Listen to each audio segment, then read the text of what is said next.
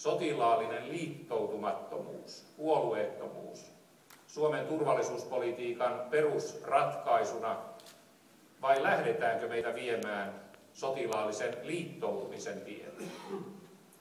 Kokoomuksen ehdokkaan kanta on, että linjaa pitää muuttaa, että Suomen täytyy luopua sotilaallisesta liittoutumattomuudestaan ja lähteä hakemaan turvaa sotilaallisesta liittoutumisesta ensisijassa Euroopan unionin puitteissa, mutta jos tässä ei päästä riittävän pitkälle, niin sitten liityttäisiin NATOon. Tällä tavallahan ehdokas on itse tämän asian selvittänyt. Mutta tämähän on harhaanjohtavaa puhetta. Jos Euroopan unioni muuttuu sotilasliitoksi, niin se on NATOn eurooppalainen pilari, ja silloin Suomi on mukana NATOssa.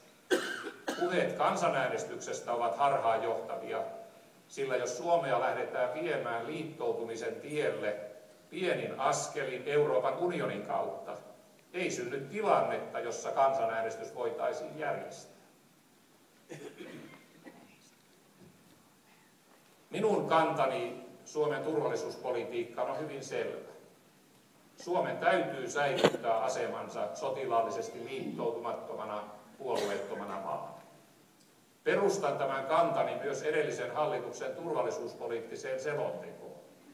Siellä todettiin, että ei Suomeen erikseen kohdistu mitään sotilaallista uhkaa, vaan meidän turvallisuutemme voisi vaarantaa Venäjän ja länsimaiden, Venäjän ja NATOn välinen sotilaallinen selkkaus.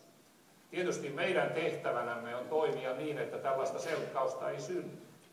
Meidän täytyy pyrkiä omalla toiminnallamme purkamaan jännitystä ja vastakkainasettelua Pohjois-Euroopassa omilla lähialueillamme.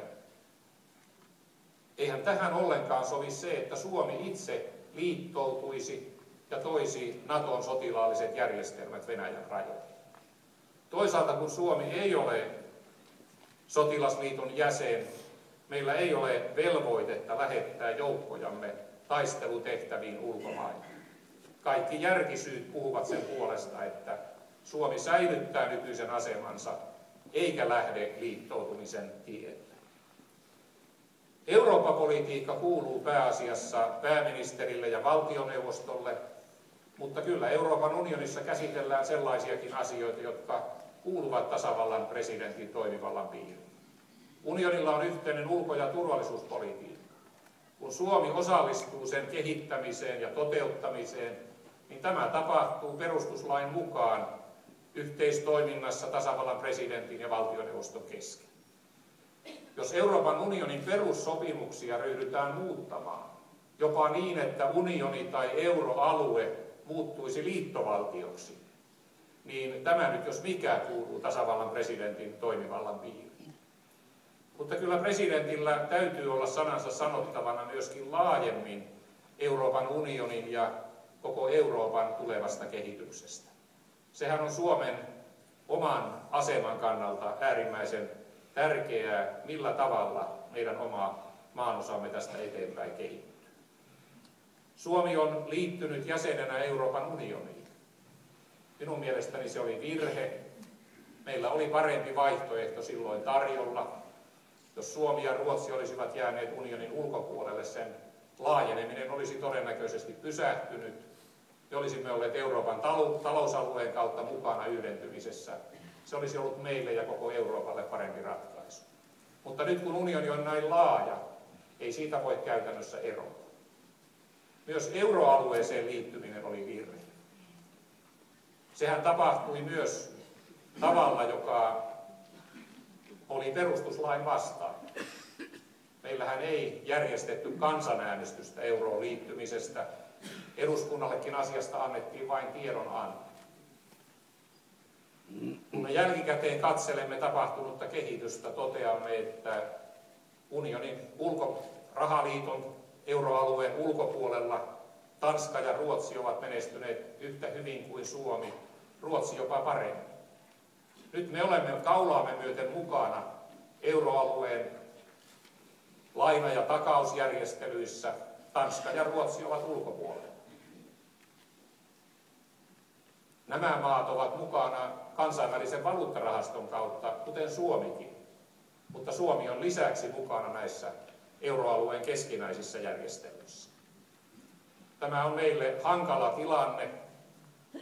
Suomen kansa ei näytä hyväksyvän sitä, että olisi enemmän vielä vastuuta otettava velkamaista, kun on pantu ehtoja, vaadittu takauksia, on sanottu, että Suomi on häirikkö ja meidän kansainvälinen maineemme tästä kärsii.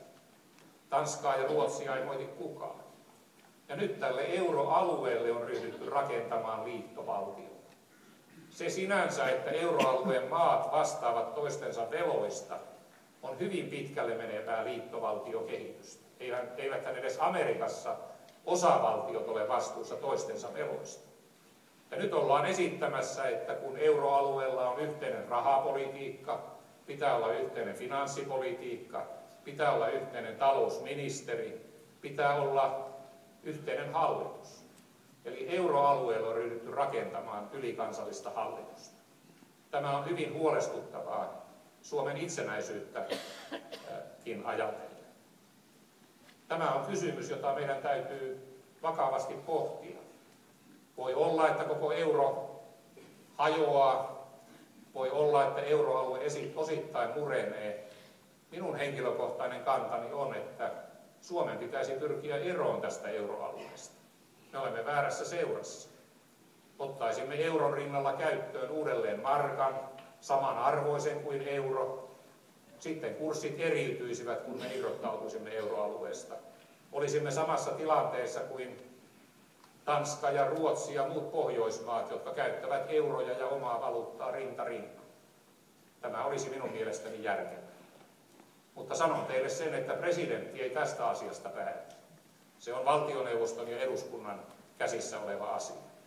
Presidentti ehdokas voi tästä hyvin mielipiteensä sanoa ja presidenttikin sopivalla tavalla, mutta päätösvalta on valtioneuvostolla ja eduskunnalla. Tämä on kysymys, jota pitää tarkastella ei vain lyhytnäköisten taloudellisten etujen kannalta, vaan myöskin laajempien ja pidemmän aikavälin näkymien valossa. Ja juuri se minua erityisesti huolestuttaa.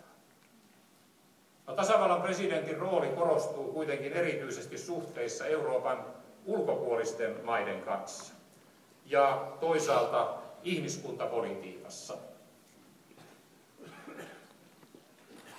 Euroopan unionin ulkopuolisista maista Suomelle tärkein on tietysti Venäjä. Venäjällä tilanne on nyt muuttumassa siinä suhteessa, että nykyinen pääministeri Vladimir Putin on todennäköisesti ensi keväänä palaamassa presidentin virkaan. Tämähän merkitsee sitä, että tärkeimmät Suomen ja Venäjän väliset neuvottelut tullaan käymään presidenttien kesken.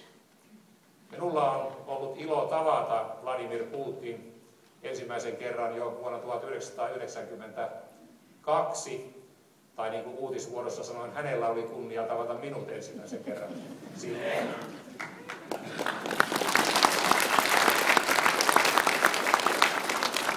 Tuolla seinällä on heijastettuna kuvia, yhdessä niistä te löydätte Vladimir Putinin, joka oli mukana Anatoli Sobzsakin, Pietarin pormestarin seurueessa vuonna 1992. Viime vuosina olen ollut mukana Suomen ja Venäjän välisissä pääministeritapaamisissa niin, että tunnen Putinin tavan ajatella ja toimia. Tästä on hyötyä, jos pääsen näitä valtiollisia suhteita jälleen hoitamaan.